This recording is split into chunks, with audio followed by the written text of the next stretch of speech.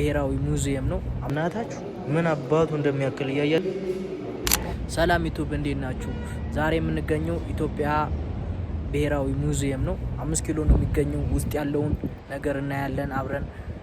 ለማንኛውም ሰብስክራይብ ላይ ካላደረጋችሁ ሰብስክራይብ እያደረጋችሁ ውስጥ ገብተን ደግሞ ያለውን ነገር በደንብ አሳያችኋለሁ። ይመቻችሁ። እዛ ጋር እንደምታዩት ጊዜ ወርቅ ነው። ስሩበት፣ አይስራባችሁ። ጊዜው እናንተ ላይ አይስራባችሁ። እናንተ በጊዜ ተጠቀሙ ለማለት ነው። የኃይለ ሥላሴያን ይሄው 10 ብር ከፍለን እየገባን ነው። ያው መግቢያ 10 ብር ነው።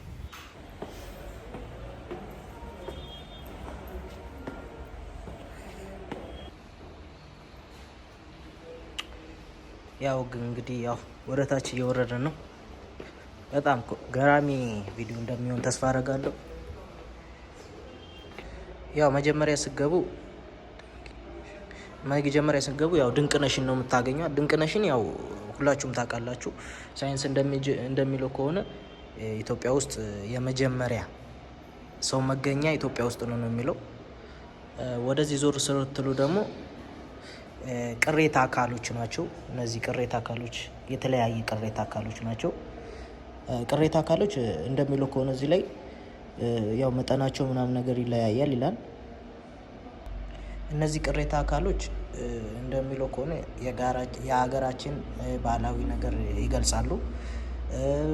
የተለያየ እንስሳቶች ቅሬታ አካሎች ያው ሳይንስ እንደሚለው ከሆነ ማለት ነው።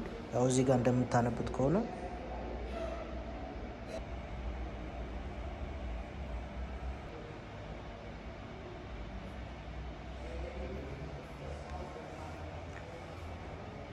እነዚህ ደግሞ ያው ምርመራ ምናምን ሲደረግ ያው ቅሬታ አካሎች አሁን ለምሳሌ እዚህ ጋር ጥርስ ምናምን ነገር ነው። ያው እዚህ ጋር እንደምታዩት እነዚህ ቅሬታ አካሎች ያው ሲቆፋፍሩ ማለት ነው የምታዩት ነገር። ይሄ ደግሞ የሉሲ ነው። ሉሲ መገኛ ያው ኢትዮጵያ ውስጥ ነው የሚለው ሳይንስ እንደሚለው ከሆነ ማለት ነው። ያው ሉሲ ስትገኝ ምናምን ነገር ያለው ነገር ነው እዚህ በጣም ደስ የሚል ከምሬ ነው የምላችሁ። አንደኛ ታሪካችሁን ስለ ኢትዮጵያ ማንነታችሁን እንኳን እንድታውቁ ይረዳችኋል ማለት ነው። ኢትዮጵያ ውስጥ በነገራችን ላይ በጣም ብዙ እንትኖች ይገኛሉ ማለት ነው። ሙዚየም በጣም ተከፍቷል። ይሄ ደግሞ ያው ሳይንስ እንደሚለው ከሆነ ሰው ከዝንጀሮ ነው የመጣው ይብላል። በዝግመተ ለውጥ ነው ያው ቀስ በማለት በእግር መራመድ ጀመረ ይላል። አሁን እዚህ ጋር የምታዩት ነገር እነዚህ ዝንጀሮዎች በእግራቸው ሲራመዱ እዚህ ጋር እንደምታዩት ማለት ነው።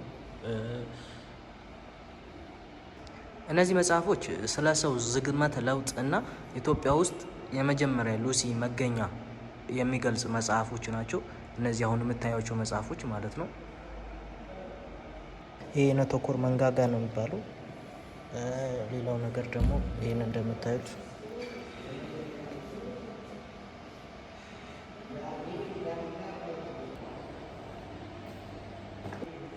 እነዚህ የምታዩት የእንስሳቶች ቅሬታ አካሎች ናቸው። የአጥንታቸው ምናምን ነገር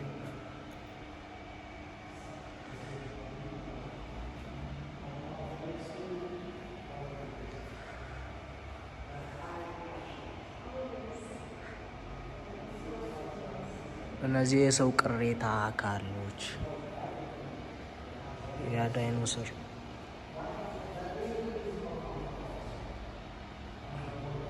ይሄ እንስሳ እርጥበት ቦታ የሚኖር የነበረ ሚኒሊክ የሚል አጋዘን የነበረ የቅሬታ አካል ነው የሚለው እዚህ ጋር። ይሄ ደግሞ ትሬጃፈር የሚባል የአሳማ ቅሬታ አካል ጭንቅላት ነው። እዚህ ላይ እንደሚለው ከሆነ 35 ሴንቲሜትር ነው የሚለው ያው ትልቀቱ የዚህ ትልቀቱ ማለት ነው። እዚህ ጋር እንደምታዩት ደግሞ 20 ሴንቲሜትር ያው የተለያየ ቅርጽ ነው ያላቸው። እዚህ ጋር 30 ሴንቲሜትር ነው፣ እዚህ ጋር ደግሞ 20 ሴንቲሜትር ማለት ነው። እነዚህ ደግሞ መጋላጎርዝ የተባሉ የአጋዘን የላይኛው የመንጋጋ ቅሬታ አካል ነው። ስማቸው በጣም ነው የሚከብደው ማለት ነው። ይሆናላ ለመናገር ምናምን ነገር በጣም ነው የሚከብዳችሁ። ይሆናላ በእንግሊዘኛም ጨምረው ምናምን ነገር ስለሚጠሩት ነው መሰለኝ። እውነቱን ለመናገር ያው ስሙ ስለሚከብድ ለመጥራት በጣም ነው የከበደኝ ማለት ነው። ቃላቶቹ ለመጥራት በጣም ነው የከበደኝ። የሰው ቅሬታ አካል ሆኖ ይሆናላ ሌላ ስም ነው የሰጡት፣ ሌላ ስም ማለት ነው። በቀጥታ አሁን ለምሳሌ የጥርስ ቅሬታ አካል፣ የሰው ቅሬታ የጥርስ አካል ምናምን ነገር ብሎ በቃ ምን ብዬ ልንገራችሁ። ይሄ ደግሞ ይሄ ቴኮደር የሚባል የአሳ በሊታ አዞ የቅሬታ አካል ነው። ይሄ ጭንቅላቱ ነው እንደምታዩት፣ እነዚህ ጭንቅላቱ ነው። እነዚህ ደግሞ የክሮኮዲያ ቅሬታ አካሎች ናቸው እንደምታዩት። በነገራችን ላይ ዛሬ በጣም ብዙ ሰው ጎብኝ ነው ያለው እንደምታዩት። ይሄ የምታዩት የሂፖፖታመስ ኮሮንቤ የሚባል ይሄ ሙሉ መንጋጋው ነው። ይሄ ምን አባቱ እንደሚያክል እያያችሁት ነው። በጣም ከምር በጣም ነው የገረመኝ። እንደምታዩት ይሄ ሙሉ መንጋጋው ነው ማለት ነው። ይሄ ሙሉ መንጋጋው ይሄ እንደምታዩት ይሄ ሙሉ መንጋጋው ነው ማለት ነው። ይሄ ደግሞ ኢትዮጵያን ሪፍት ቫሊ እንዴት በምን መልክ አቋርጦ ወደ ቀይ ባህር እንደሚገባ ማለት ነው። ሪፍት ቫሊ በነገራችን ላይ ኢትዮጵያን በቪ በምንመልስ መልክ ነው አቋርጦ ወደ ሪፍት ቫሊ የሚገባው ማለት ነው። እዚህ ጋር እንደምታዩት ጉማሬዎች በየብስ ላይ መራመድ ሆነ መሮጥ ይችላሉ። ነገር ግን በፀሐይ ላይ ብዙ ጊዜ መቆየት ባለመቻላቸው ውሃ ውስጥ ሳይዘፈቁ ረጅም መንገድ ምድር ላይ ማለት ነው ረጅም መንገድ መጓዝ አይችሉም። ምድር ላይም ውሃ ውስጥ መኖር ይችላሉ ማለት ነው። ግን ምድር ላይ ማለት ነው በጣም ረጅም መንገድ መጓዝ አይችሉም። ውሃ ውስጥ መዘፈቅ አለባቸው ማለት ነው ግዴታ። ይህ ደግሞ ሂፖፖታመስ ኢትዮጲስ የሚባል አጭሩ ጉማሬ የመንጋጋው የቅሬታ አካሉ ነው። የመንጋጋው የቅሬታ አካሉ ማለት ነው። ይህን እንደምታዩት ምንድን ነው በእናታችሁ ምን አባቱ እንደሚያክል እያያችሁት ነው። ትልቅ የዝሆን የጭንቅላቱ ቅሬታ አካል ነው ማለት ነው።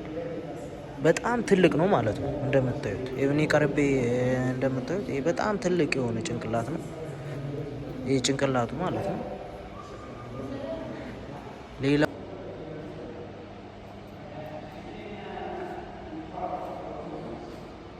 ነገር ደግሞ ይሄ ነው።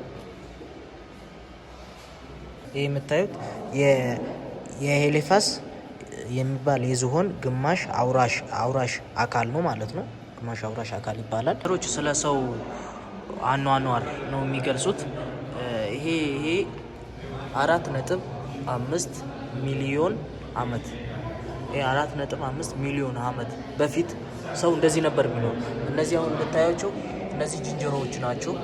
ያው ዝንጀሮዎች በዝግመተ ለውጥ ያው መራመዳቸውን ነው የሚገልጸው። እነዚህ ደግሞ ያው ፍሬ ለቅመን ምናምን መብላታችን ነው። ቀጥሎ ያለው ደግሞ ይሄ ነው 3.2 ሚሊዮን ዓመት ነው። ያው እንደምታዩቸው ሰዎች አንድ ላይ ነው የሚሄዱት ማለት ነው እዚህ ጋር። እነዚህ ደግሞ ያው በፊትም ያው ከእንስሳ ጋር ነበር የምንኖረው ማለት ነው። ያው እንደሚሉት ከሆነ በዝግመተ ለውጥ ነው እኛ ወደ ሰው እየተቀየርን የመጣ ነው የሚሉት። ይሄ ደግሞ 2.5 ሚሊዮን ዓመት ነው። ያው እንደምታዩት ነው ፒክቸሩ። እዚህ ጋር በጫካ ነው በጣም ተከበን የምንኖረው የነበረው። እዚህ ጫካ እየተመነጠረ ትንሽ፣ እዚህ ጋር ደግሞ ጫካው ተመንጥሮ ያው ሰዎች አንድ ላይ ተቀራርቦ መኖር የጀመሩበት ነው። ይሄ ደግሞ 1 ሚሊዮን ዓመት ነው። ያው ሰዎች አንድ ላይ ቀርቦ መኖር የጀመሩበት፣ እንስሳዎች ለብቻ ሰዎች ለብቻ ማለት ነው። እንደምታዩት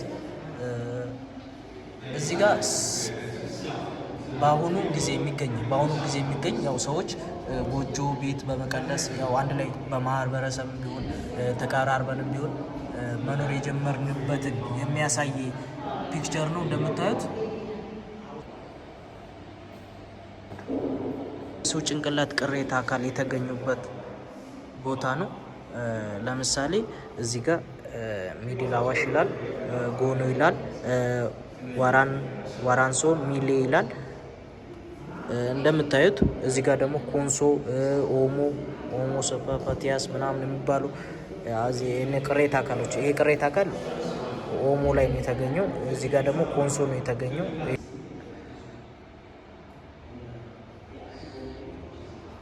እነዚህ የድንጋይ አይነቶች ናቸው ማለት ነው። እነዚህ የምታዩት የድንጋይ አይነቶች ናቸው። ከምሬን ነው የምላችሁ፣ እንደዚህ አልጠበቅኩትም ማለት ነው።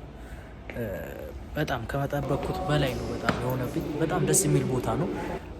እኔ የሚገርመኝ ነገር ስለ ራሳችን ማወቅ አንፈልግም ማለት ነው፣ አብዛኞቻችን ማለት ነው። ብዙ የታዘብኩት ነገር ምንድን ነው፣ ኢትዮጵያዊ በጣም የለም፣ በቃ የለም ማለት ትችላላችሁ። ማንም የጎበኛ አይደለም። ግን የውጭ ዜጋ በጣም ብዙ ሰው ከምለያችሁ በላይ በጣም ብዙ ሰው የተለያየ የውጫዊ ዜጋ ነው መጥቶ እዚህ የሚጎበኘው ማለት ነው። ቤቱ በጣም የድሮ ህንፃ የተሰራ ነበረ። በጣሊያን ጊዜ የከተማው ከንቲባ የሚያስተዳድሩበት ነበረ። ከዛ በኋላ ቢሮ እንደ ቢሮ ማለት ነው። ከዛ በኋላ በመመለስ ደግሞ የልዑል ራስ ተፈሪ ቤት ነበረ ማለት ነው ቤቱ። ከዛ በኋላ ነው ተመልሶ አሁን ወደ ሙዚየም የተረከቡ ማለት ነው። በሙዚየም የጠቃለሉት። እቺ መኪና በጊዜዋ በጣም ዝነኛ መኪና ነበረች። ያው ባለስልጣን ምናምን ነበር የሚጓዝባት። ይኸው ዛሬ ቀንጥሏት እዚህ ነው የምታገኟት። በጣም ጽድት ያለች መኪና ናት። ለማንኛውም የዛሬ ቪዲዮ ይሄን ይመስል ነበረ። ሰብስክራይብ፣ ላይክ ማድረግ እንዳትረሱ። ይመቻችሁ።